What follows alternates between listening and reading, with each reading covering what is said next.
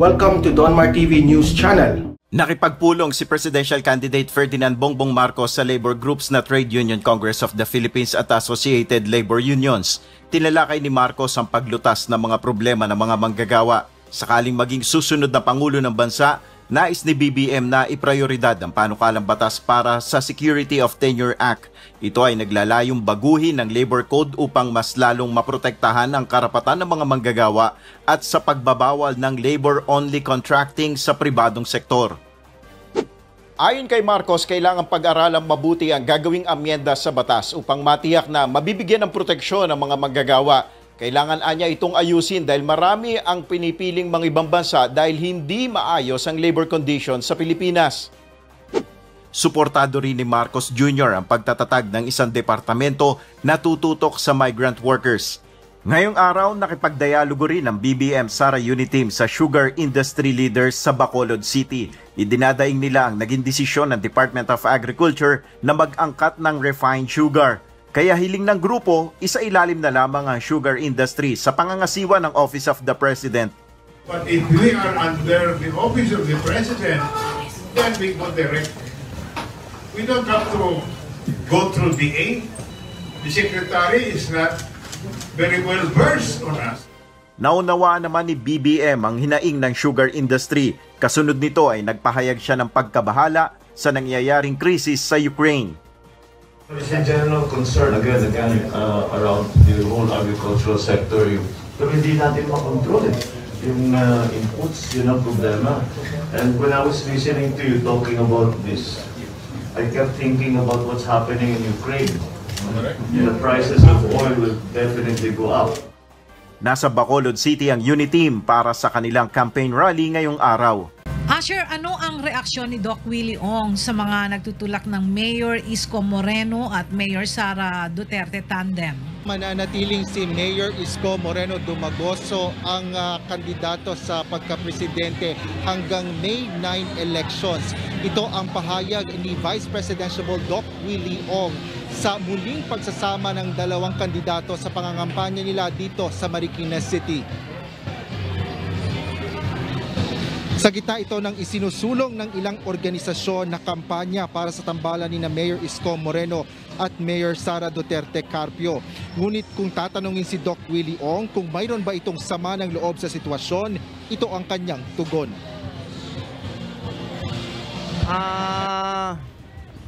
Kahit anong problema, kaya ko naman eh. So tuloy-tuloy lang tayo. Ang goal ko lang para doon sa mahihirap, 'di ba? Lahat naman may problema. Pero yung kung ano makakatulong sa mahihirap na mas malaki pa ang paghihirap, kaya ito yung sa akin maliit lang to, kaya ko to. Samantala, nagbigay rin ng personal na saloobin si Mayor Isko Moreno kaugnay naman sa pag-urong ng suporta ni dating Senador Sergio Osmeña III sa kanilang pangangampanya. Bunso dito ng posisyon ng alkalde kaugnay sa usapin ng International Criminal Court. Hindi kasi sang-ayon ang standard bearer ng Aksyon Demokratiko sa pag-uusig ng ICC kay Pangulong Rodrigo Duterte. Paliwanag ni Dumagoso, may kakayahan ang hukuman ng bansa upang bigyang hustisya ang anumang reklamo ng pag-aabuso. Kaya inirespeto nito ang desisyon ni Osmeña sa paglipat sa partido ni Vice President Leni Robredo. Good for him. I respect his views as the way your views, I value your views on how I value the views of every Filipinos.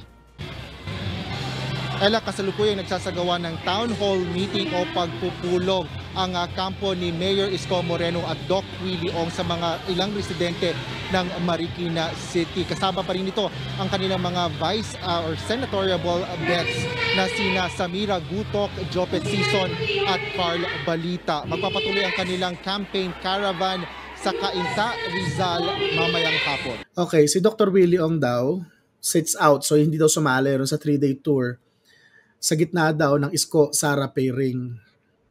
Okay? So, picture ni Isko, picture ni Inday. Yung presidential campaign daw ni Manila Mayor Francisco Isko, real-time Tagalog so tinatagalog ko lang to para sa inyo. Yung presidential campaign daw ni Isko, nagkagulo-gulo daw sa Mindanao dahil raw yung mga hosts at supporters, pinaris daw siya kay Davao City Mayor Inday doon sa kanyang 3-day tour ng mga southern regions kung saan si Dr. Willie Ong ay sobrang obvious daw na absent. No? Yung Action Democratico standard bearer, inamin daw na yung partido daw ay pinili na mag-sit out na lang daw. Parang X na muna si Doc Willie Ong sa Mindanao para hindi na raw siya mapahiya dun sa malamig na pagtanggap ng mga local leaders na marami gusto ay Isko Sara ticket. Nandun siya para hindi siya mapahiya, sabi ni 47-year-old former actor, so si Isko yan. Tapos, pinipilit daw ni Isko na siya at saka si Doc Willie ay isang team lang. Pero, hindi daw niya minamasama yung ilang mga grupo na pinipili siya bilang presidente at si President Rodrigo Duterte's daughter, si Sara, as vice president. Alright. Sila daw yung host, sila yung nagbabayad, sila yung tumutulong sa amin. So ayaw naming mapahiya, ganyan-ganyan. Pati daw si Samira Gutok. Okay. So anyhow, ganon na eksena. Tapos ang nakakaaliw dito, hindi naman lingid sa kaalaman natin, 'di ba? 'Di ba hindi naman lingid sa kaalaman natin na yung si Inday, sabi niya, "Salamat. Dami niyo pinaglalaban, pwede mo makinig muna." Anyway, so ang eksena, makikita nyo, si Inday naman, salamat po sa mga sumusuporta ng Isko Inday, kaya lang po BBM ako. Ganun yung linyahan ni Inday. Nag-usap na kami ni BBM at mahalaga sa akin ang integridad, loyalty, ganyan. Nagsalita na guys yung lakas CMD about it, diba? Na talagang solid yung unit team. Despite that, eto namang si pangalan nito, itong si Isko naman, imbis na ganun din ang maging linyahan, ang lumilitaw, sinasakyan niya yung idea ng Isko Sara sa Mindanao. Case in point, noon pong nag-motorcade dun sa Mindanao, lumilitaw na nakasakay si Isko sa isang float na Isko Sara yung branding. Yung mga poster, Isko Sara talaga. So sabi ko, kawawa naman si Doc Willie. Sabi ko, parang sa akin, talaga? Ngayon, on one hand, while it's true na yun ang gusto ko, yun ang pananaw ko, trip nila yun, wala akong pakialam. Kanya lang, I'm trying to make sense kung bakit ganun yung nangyayari. And here we go. Masaya to, promise.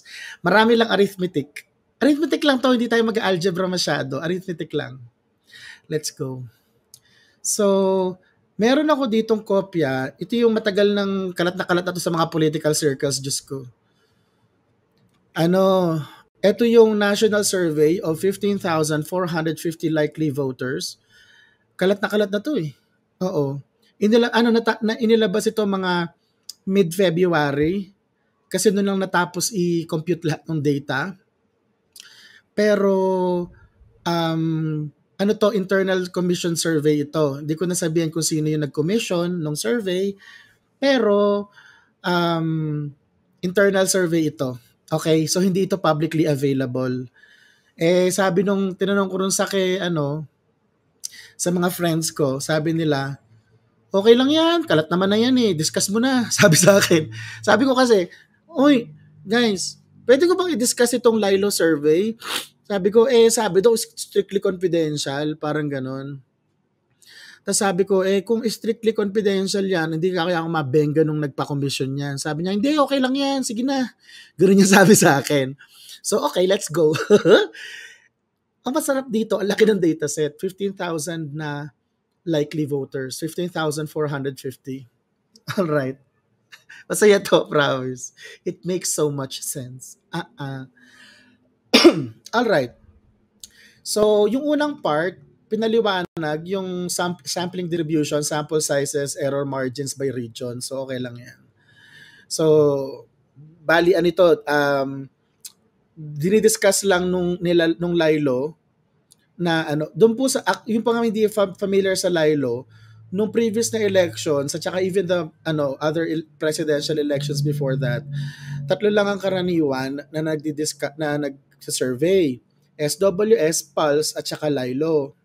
Yung Lilo, ayun, isa sa tatlo na yon. So, historically, accurate ito. At actually, according po kay Bea Cupin ng Rappler, reliable ang Lilo. So, pag mismong kalaban na po, guys, nagsabi po na game, o game na talaga yon. Okay. So, ini-explain niya sampling distribution, at chuchuchu, sige lang. So, pinapaliwanag lang dito yung methodology. So, hayaan lang natin. Punta tayo dun sa mismo results na. First, voter preference for president by region. Okay? Ayan. So, di lang, iangat natin ng konti.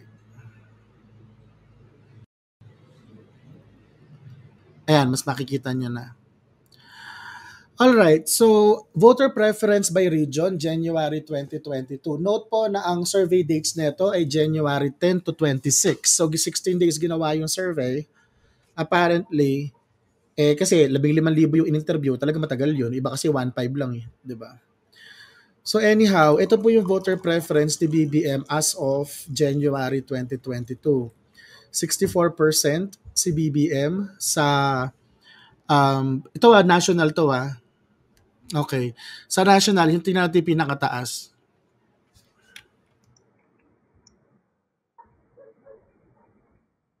Alright. 64 si BBM, 16 si Lenny, 5 si Isko, 3 si Manny, 3 si Lacson. Ang liit kasi, liit na ng boto nila eh.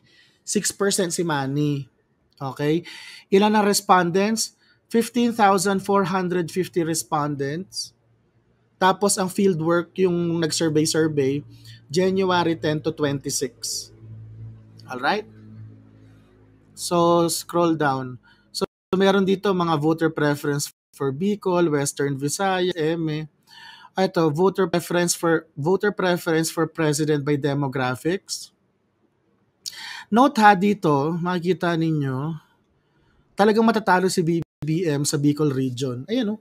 Talagang matatalo sa Bicol si BBM. Ano pa ba? Talagang makaleni yun. Ganun talaga buhay. Baluarte ni Lenny yun eh. Alright, scroll down. Voter preference for president in Bicol, Region 5. Obviously, Super Lenny.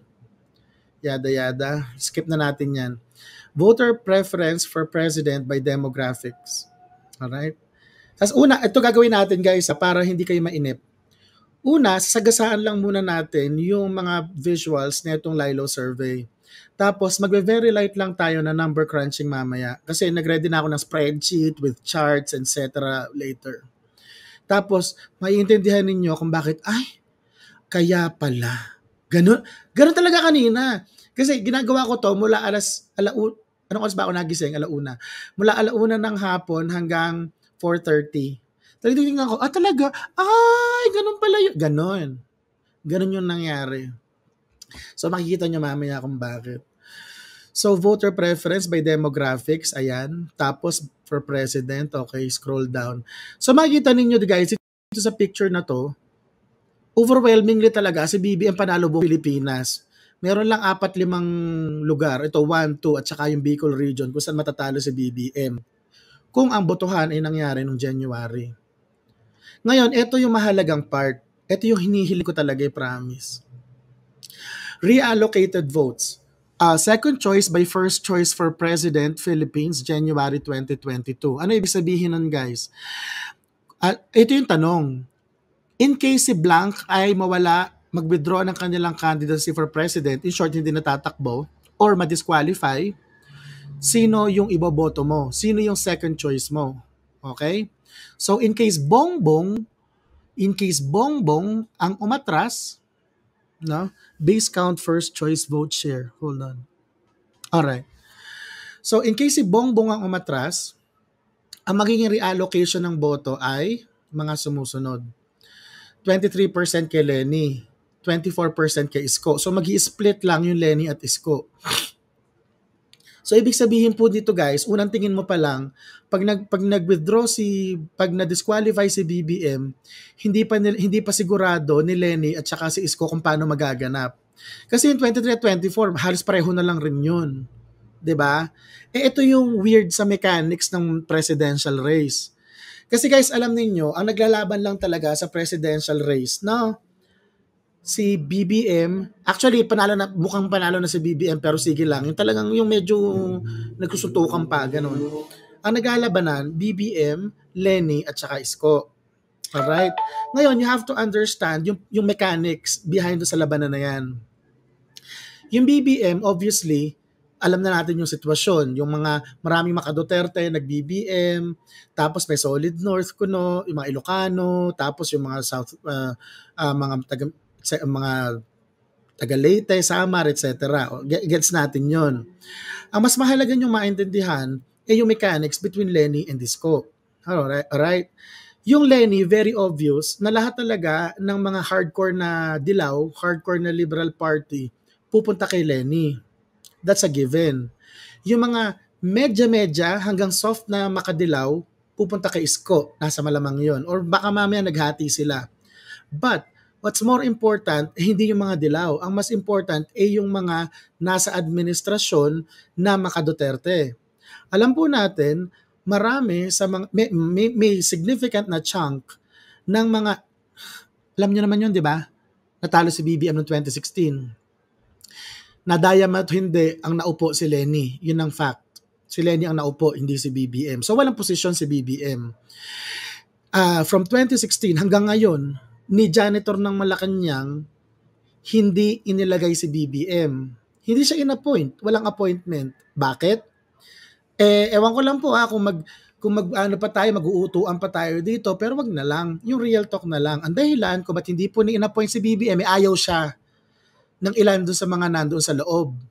And very clearly, so far, nakikita po natin na marami po na mga taga Malacanang ang sumusuporta kay Isko. Hindi natin si Inday Sara, hindi natin kinakount as taga Malacanang dahil Davao siya based. Ang sinasabi ko rito ay yung mga tipong mga powers that be sa loob ng palasyo. And clearly, merong mga maka-Isko. Panoorin nyo lang yung mga vlogger na maka-Isko. Alam nyo naman kung sino mga amo nun. Di ba? May mga, gets niya.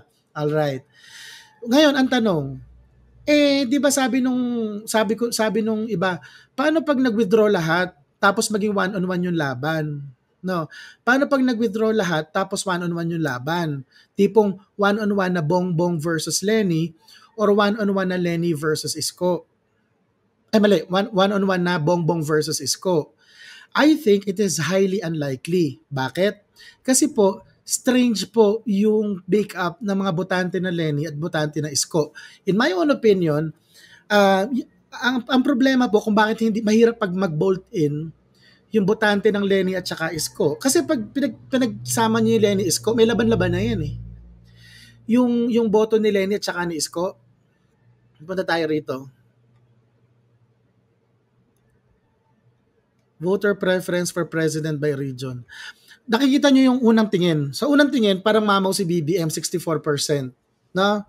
Tapos si Lenny 16, si Isko 6%. Oo. So mukhang 22 lang. No? Pero, note po na yung 64% ni BBM ay hindi firm voters lahat. Hindi hard voters lahat. May soft voter yan. So, ibig sabihin po nito, kung umatras lahat ng iba, no. Tapos, kunwari lang, imaginein mo lang kung umatras lahat ng yung mala third place pababa, no, umatras lahat, ang magiging one-on-one na lang yung laban, magiging 64 versus 36. Malaki pa rin yung lamang. But, meron pong mga soft voters. Yun yung mga pwede mong ligawan papunta sa iyong side. Alright? So, ngayon, theoretically, kung ako talaga yung opposition, pag-withdrawin ko na lahat, mag-usap-usap na lang kami para itumba ko yung italunin ko si BBM sa 2022 sa Mayo. Kaya nga lang, malabong mangyari yon. Bakit? Punta tayo rin sa baba. Bakit malabo? Tingnan nyo to Bongbong, Lenny, Isko. Alright? Pag pina-atras mo lahat, ito problema. First, wag nyo munang pansinin yung mga numbers Yun munang political reality. First, yun pong mga tandaan ninyo ang nagpapagulo dito ay yung make up, yung ano ba tawag doon, yung mga ingredients ng Isko supporter base.